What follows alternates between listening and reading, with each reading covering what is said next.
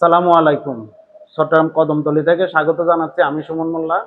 আমরা রয়েছি কদমতলী ঠিক বাস কাউন্টারের উপরে একটি হোটেলে। এখানে আসার মূল কারণ হচ্ছে আমাদের যে সুবর্ণচরের সন্তান জাহাঙ্গীর ভাই, ওনাকে নিয়ে আমরা চট্টগ্রাম মেডিকেলে আসার পরে যে একটা শঙ্কা তৈরি হয়েছিল, রাত দিন আমরা যে শঙ্কার মধ্যে ভুগছিলাম, আলহামদুলিল্লাহ আমাদের সেই শঙ্কা কাটিয়ে গিয়েছে। জাহাঙ্গীর ভাই এখন মোটামুটি আল্লাহর রহমতে সুস্থ এবং ওনাকে ডাক্তার মেডিকেল থেকে রিলিজ করে দিয়েছেন আজকে রাতে উনি সুবর্ণচর উদ্দেশ্যে রওনা দিবেন। তো আমি সুবর্ণচরবাসীকে একটাই মেসেজ দিতে চাই, আপনারা যারা এই ধরনের সমস্যায় পড়বেন কোনো সংকোচ বোধ করবেন না, আমাদের সাথে সরাসরি যোগাযোগ করবেন। আমরা আমাদের সামর্থ্য অনুযায়ী আপনাদেরকে সহযোগিতা করার চেষ্টা করব। তো আমার পিছনে রয়েছেন জাহাঙ্গীর ভাই, এদিকে আমাদের রয়েছেন আরেক সিনিয়র বড় ভাই জাহাঙ্গীর ভাই, এদিকে আমার পিছনে রয়েছেন আব্দুল করিম, আর পিছনে রয়েছেন সিরাজ ভাই। এই ভাইও সুবর্ণচরের সন্তান, আমি কিন্তু নামটা জানি না। তো আমি প্রথমে জাহাঙ্গীর ভাই থেকে শুরু করে জানবো ওনার এখন বর্তমান অবস্থা কেমন লাগতেছে। জাহাঙ্গীর ভাই, আপনি তো এখানে চট্টগ্রামে এসেছেন অনেক অসুস্থ হইয়া, এখন আজকে আপনার থেকে কেমন লাগতেছে? সহযোগিতা করিম ভাইয়ের সহযোগিতা আপনার থেকে কেমন লাগছে? ভালো লাগছে ইনশাআল্লাহ। করিম যাক, উনি অসুস্থতার কারণে তেমন একটা করতে পারতেছেন। এখন আমি একটু সিরাজ ভাইয়ের সাথে কথা বলবো, ওনার আপন ভাই। ভাই হিসাবে উনি মেডিকেলে যতটুকু করার আমরা সর্বোচ্চটা দেখেছি। রাত দিন এক করে ওনার অবস্থা যখন খুব শারীরিকভাবে খারাপ হয়ে যাচ্ছিল, সিরিয়াস ভাইয়ের যে মানে হাহাকার, আইসিইউ সিসিও এগুলো নিয়ে খুব একটা পেরেশানের মধ্যে গেছিল। ভাই হিসাবে যতটুকু করার আমরা ওনার থেকে ততটুকু পেয়েছি। তো আমরা যতটুকু সুবর্ণচরের সন্তান হিসেবে ওনার জন্য করেছি বা করতে পেরেছি, এতে সিরাজ ভাইয়ের অভিব্যক্তি আমি জানতে চাইবো। সিরাজ ভাই, আমরা আপনাদেরকে যেরকম করিম ভাইয়ের সহযোগিতায় বা আমরা যে সহযোগিতাটা দিয়েছি, এটা আপনাদের কেমন লাগছে? আলহামদুলিল্লাহ অনেক ভালো লাগছে, কিন্তু খুবই ভালো লাগছে। ওনার কাছে আমি খুবই কৃতজ্ঞতা, কিন্তু অনেকে হেল্প পাইছি। আলহামদুলিল্লাহ আমি শুক্রিয়া, ওর ইয়েতে আমি অনেক শুক্রিয়া। মোটামুটি অনেক ভালো পাইছি, অনেক ভালো। যাই হোক, ধন্যবাদ সিরাজ ভাইকে, উনি ওনার অভিব্যক্তি বলেছেন। এবং আমি এখন সংক্ষেপে করিম ভাইকে জিজ্ঞেস করবো যে জাহাঙ্গীর ভাইয়ের যে অবস্থা, আমাকে রাতে 2টায় 3টায় 4টায় ফোন দেওয়া, ওনার কাছে আবার মেডিকেল থেকে ফোন যাওয়া, আবার আমরা বারবার দেখতে যাওয়া, এই যে বিষয়গুলো ওনার কাছে কেমন অনুভব হয়েছিল করিম ভাই? আসসালামু আলাইকুম। আজকে আসলে আমি অত্যন্ত খুশি। সবচাইতে বড় কথা হলো উনি সুবর্ণচর উপজেলা, প্রথমে কথা হলো আমাদের নোয়াখালী, সেটা হলো সুবর্ণচর উপজেলা। সুবর্ণচর উপজেলার 6 নং সরামন্ডলা ইউনিয়নের 9 নং ওয়ার্ডের জাহাঙ্গীর, সে শুধু ওই উপজেলার না এবং আমার খুব নিকটবর্তী আত্মীয় এক। দ্বিতীয় কথা হলো যে আজকে আমি এই কারণে বেশি খুশি যে অনেকে জাহাঙ্গীর ভাইকে নিয়ে অনেক রকম কথা বলছে। আমি আর আমার মনে দীর্ঘ বিশ্বাস ছিল, আল্লাহর উপর ভরসা করেছিলাম। ওই দিন ফার্স্ট দিন যেদিন আনছে, আমি ওই দিনে আল্লাহর উপর ভরসা করে বলছি যে আমি সর্বোচ্চ দিয়ে চেষ্টা করবো ওনার জন্য, এবং হায়াতের মালিক আল্লাহ। তবে আজকে আমি যখন শুনি যে ওনাকে মেডিকেল থেকে রিলিজ দিতে ডাক্তার চাচ্ছে, তখন আমার মনের ভিতরে যথেষ্ট পরিমাণ আনন্দ ফিল করি। এই কারণে যে জাহাঙ্গীর ভাই অন্তত উনি আবার ওনার স্ত্রী সন্তানের সামনে এবং ভাইদের সাথে হাতে হাত মিলে চলতে পারবে, এটা হলো আমার সবথেকে বড় পাওয়া এক। দ্বিতীয় কথা হলো, আমি চাই যে সুবর্ণচর উপজেলা এবং নোয়াখালী এবং চট্টগ্রাম তো আছে, আমরা হয়তো আমাদের এখনো ওইরকম যতটুক, আমি চাই আজকে ওনার মাধ্যমে, এই জাহাঙ্গীর ভাইয়ের মাধ্যমে। শুধু আমি আরেক মিনিট জাহাঙ্গীর ভাইয়ের সাথে একটু কথা বলি। জাহাঙ্গীর ভাই, আপনি যে এখানে আসার পরে আপনি কোনোভাবে, যেমন আপনার ভাই সিরাজ, আমি দেখছি অক্লান্তি পরিশ্রম। আমি একটু আগে বলছিলাম যে সিরাজ, আপনি অসুস্থ ছিলেন, আপনি কখনো হুঁশে ছিলেন, কখনো একবান ছিলেন।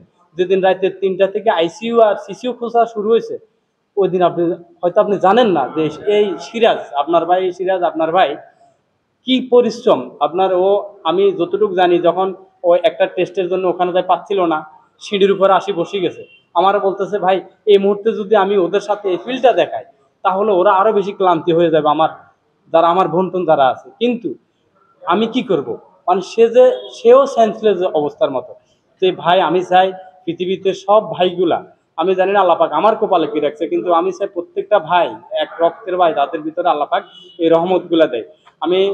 আমি আবারও চাচ্ছি যে আপনার মাধ্যমে মেসেজ দিতে চাচ্ছি, সুবর্ণচর উপজেলার ভিতরে এবং নোয়াখালী সুবর্ণচরের ভিতরে এরকম ক্রিটিক্যাল, এরকম সংকটের ভিতরে যারা থাকবে, আমি আমার নিজ উদ্যোগে এবং আমার আমার পাশে যার যে ভাইরা আছে ওরা তো সার্বক্ষণিক আছে, এবং আমি আমার নিজ উদ্যোগে এবং আমার সিনিয়র বড় ভাই জাহাঙ্গীর ভাই, সুমন ভাই, আরো অনেকে আছে, কিন্তু আমি সবাইকে যেখানে এখানে সীমিত জায়গায় সবাইকে আনা আমার পক্ষে সম্ভব না।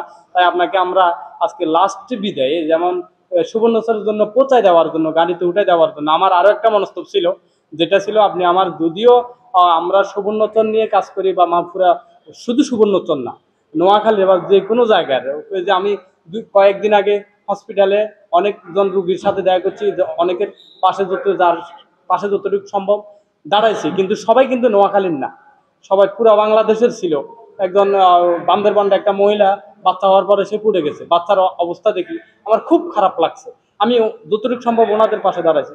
গত 2 দিন আগে আপনারা দেখবেন আমার আইডিতে ঢুকলে একটা বাচ্চার মাথার ইয়েটা খোলার কথা ছিল, ওই মহিলার খুব মুমূর্ষু অবস্থা। আমরা বলছি যে আপনাদের পাশে আছে, আপনারা করেন। আলহামদুলিল্লাহ উনিও ট্রিটমেন্ট করাইছে, ওনার ছেলে সুস্থ। গত 2 দিন আগে আমি কোলে নিছি, আমার মন জুড়ে গেছে, মনে হচ্ছে আমার সন্তান। তো আমার কাছে মনে হয় প্রত্যেকটা বাচ্চা আমার সন্তান, যে বাচ্চাগুলা আমার বাচ্চার বয়সী, এবং আমার বয়সী যে ভাইগুলা ওরা আমার ভাই। আমি চাই এই ভাই, আল্লাহ এই ভাইকে সুস্থ রাখুক, এবং ওনার মাধ্যমে মেসেজ দিতে চাই সুবর্ণচর উপজেলা, নোয়াখালীর যে আমার আশেপাশে যারা আছে বা যারা এখনো অনেকে হয়তো সংকোচ বোধ করেন, সংকোচ বোধ করার মতো কিছুই নেই। আমরা আপনাদের ভাই, আমি আপনাদের ছেলের মতো।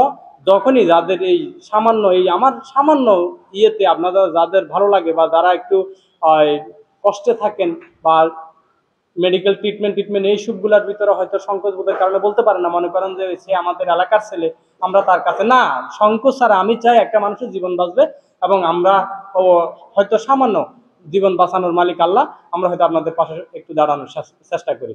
তো আজকেও সেই উপলক্ষে আমি আমার জাহাঙ্গীর ভাইকে খুব খুশি মনে, আজকে আমার কাছে খুব আনন্দ হচ্ছে যে জাহাঙ্গীর ভাইয়ের কথা আমাকে অনেকে বলছে তার খুব মুমূর্ষু অবস্থায়। আমি বলছি যেমন আজকে কথা হয়তো লম্বা হয়ে যাচ্ছে, কিন্তু আজকে সিরাজ এখানে আছে, ওই দিন রাত্রে সিরাজ ওনারা অন্য চিন্তা ছিল। আমি বলছি না, অন্য চিন্তা করবে না, চট্টগ্রামে আনো, এবং রাতের 12টা পর্যন্ত আমি কথা বলছি, চট্টগ্রামে আনো, আমার সর্বোচ্চ সাপোর্ট থাকবে। এবং আমার কারণে আমার ভাইদের, যেমন সুমন মোল্লা, তখন আমার জাহাঙ্গীর ভাই, আরো অনেকেই আছে যে রাতারাতি, যে সুমন মোল্লা ওই দিন গত 2 দিন আগে রাত্রেও প্রায় 12টার সময়, আপনারা হয়তো সিরাজ অনেকে ঘুমা শিখেছে, কিন্তু আমাদের ঘুম না, আমরা আমাদের যে রুগীগুলো যেখানে আছে আমরা দেখবো। তাহলে তো আমরা এই যে রুগীগুলো আনছি এখানে, তাদের ট্রিটমেন্ট পাচ্ছে কিনা, তাদের কিছু দরকার হচ্ছে কিনা।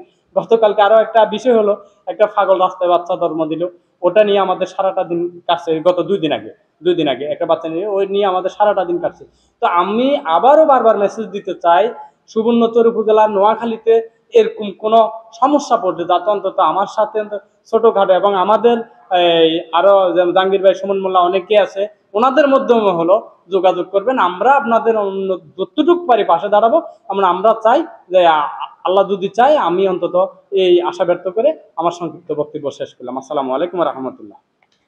ধন্যবাদ আব্দুল করিম ভাইকে। ওনার পাশে রয়েছেন জাহাঙ্গীর ভাই, উনি আজকে যে কাজটি করে এসেছেন, চট্টগ্রামের কোতোয়ালি থানার পিছনে যে 3টি ছেলে সুবর্ণচরের 9তলা থেকে পরে নিহত হয়েছিল, সেই পরিবারগুলোর যে আর্থিক অনুদানগুলা আজকে ওনারা সরাসরি, আমার একটা ভিডিওতে দেখিয়েছি, উনি সরাসরি নিজ হাতে আমাদের সুবর্ণচরের কৃতি সন্তান আজম ওমর ফারুক ভাইয়ের সাথে উনি হ্যান্ড ওভার করেছেন, এবং উনি সারাক্ষণ ছিলেন। এবং ব্যক্তিগতভাবে ফারুক ভাইকেও ধন্যবাদ জানাই। এবং আমি সংক্ষেপে ওনার থেকে জানবো যে আজকে এখানে উনি কিছুক্ষণ আগে কিন্তু সুবর্ণচর থেকে এসেছেন, আজকে যে জাহাঙ্গীর ভাইয়ের সুস্থতার খবর শুনে উনি আবার দৌড়ে আসলেন এই জায়গায়। জাহাঙ্গীর ভাই, আপনি তো কিছুক্ষণ আগে সুবর্ণচর থেকে আসলেন, তো এখন আজকে এখানে আসে আপনার অনুভূতি কি হলো? আমি তো সেই ওই 1টা বাজে প্রোগ্রাম, এই 3জন নির্মাণ শ্রমিকের এই যে ইয়াগুলা আর্থিক আমরা আজম ওমর ফারুক ভাইয়ের মাধ্যমে যে এই টাকাগুলো আমরা মালিক পক্ষ থেকে আদায় করছি, সেটা আজকে আল্লাহর রহমতে বুঝে দিতে পারছি। এটাই আমাদের সবচেয়ে বড় খুশির বিষয়। আপনারা এদিকে মেডিকেলের সময় দেওয়ার কারণে আপনারা ওইখানে উপস্থিত হতে পারেন নাই, কিন্তু আপনাদেরকে আমরা মিস করছি অনেক। আপনারা থাকলে আরো এলাকার লোকজন আরো খুশি হতো। আপনাদের নামগুলো ওইখানে বলা হয়েছে। এখন যেহেতু আপনাদের বাড়ির পাশের রোগী সবাই, তো আমরা একটাই শেষ করে আমি আমাদের এএসপি ফারুক ভাইকে বিদায় দিয়ে আমি আবার বাড়িতে গিয়ে খাওয়া দাওয়া করে দ্রুত আবার সিটং চলে আসছি। আসার পথে করিম ভাই আমাকে ফোন করলো যে এই মানে মেডিকেলে যাব, আমরা মেডিকেলে যাব, এই জাহাঙ্গীরকে দেখতে। পরে আমি গাড়ি থেকে নামলাম, আমি জিসির মোড়ে যখন দাঁড়াইলাম তখনই আবার ফোন দিল যে জাহাঙ্গীরকে আজকে রিলিজ দিয়ে দিবে, এ, আপনি তাহলে বাসায় ব্যাগ ট্যাগ রেখে আবার চলে আসেন। আমি বাসায় 1 ঘন্টা রেস্ট নিয়ে আবার করিম ভাইয়ের সেই ডাকে সাড়া দিয়ে আবার দ্রুত চলে এসেছি। কিন্তু আমি গত 2 দিন ধরে এলাকায় থাকার কারণে আমি সময় দিতে পারি নাই। আপনারা যেভাবে সময় দিয়েছেন তাকে আর্থিক দিক দিয়ে বা আপনি এই রাতের 12টা 1টা পর্যন্ত তার সব এই ওষুধ থেকে শুরু করে তার যে কোনো সমস্যা এ, এতটুকু যে করছেন, এটা আমার সবচেয়ে বেশি আনন্দের বিষয়। এবং ফারুক ভাই, আমাদের আজম ফারুক ভাই, আমাদের অভিভাবক, যিনি সুবর্ণচর উপজেলা সমিতির সভাপতি, তিনিও এই আপনাদের নিয়ে খুবই গর্বিত। আপনারা যেভাবে একের পর এক রোগীগুলাকে, বিভিন্ন ডিস্ট্রিক্টের রোগীগুলাকে যেভাবে অসহায় হতদরিদ্র রোগীগুলাকে যেভাবে এই সেবা দিচ্ছেন, বা যতটুকু সাধ্য আপনারা আর্থিক সহযোগিতা করতেছেন, যার ওষুধ প্রয়োজন, যার কাপড় প্রয়োজন, যার মেডিকেলের সিটের প্রয়োজন, যেভাবে আপনারা কাজ করে দিচ্ছেন, ইনশাল্লাহ আগামীতে এইভাবে যদি কাজ করে যান, আমাদের অনেক আমাদের নোয়াখালী এবং সুবর্ণচর বা বিভিন্ন ডিস্ট্রিক্টের লোকগুলো অনেক উপকৃত হবে। আমি আপনাদের সাথে সবসময় যে কোনো সময় রাতের যত রাত হোক, আমি সুবর্ণচর থেকে যত, আমাদের নোয়াখালী সুবর্ণচর থেকে যত রুগী আসে, আপনাদের সাথে আমি কাজ করব এই আশাবাদ ব্যক্ত করে আমি আমার সংক্ষিপ্ত বক্তব্য এখানে শেষ করলাম।